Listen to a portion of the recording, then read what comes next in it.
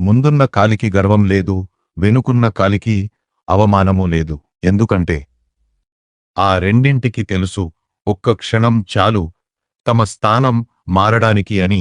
నిజమే కదా? ప్రయత్నం నీ ధర్మం, ఫలితం ఆ దైవ నిర్ణయం, పరిస్థితులు కాల నిర్ణయం, ఎదుర్కోవడం నీ మనోధైర్యం. ఎకరాలుగా భూమిని కొంటున్న మనిషిని చూసి శ్మశానం నవ్విందట. ఎందుకో తెలుసా?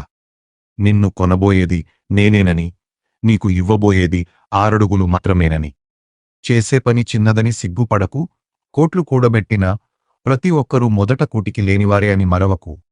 జీవితాన్ని గొప్పగా ఊహించుకుంటూ బ్రతికే వారి కంటే ఉన్న జీవితాన్ని గొప్పగా మార్చుకునేవారు జీవితంలో ఎప్పుడూ సంతోషంగా ఉంటారు.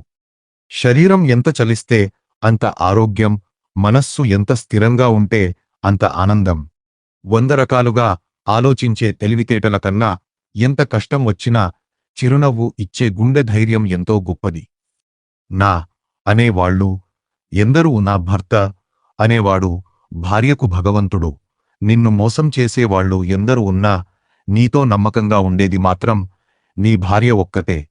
అప్పు అనేది ఇవ్వడం వల్ల డబ్బు అయినా పోగొట్టుకుంటారు, లేక శత్రువులనైనా సంపాదించుకుంటారు. తప్పు చేసినప్పుడే కాదు, కొన్నిసార్లు మంచి చేసినప్పుడు కూడా శిక్ష అనుభవించాల్సి వస్తుంది.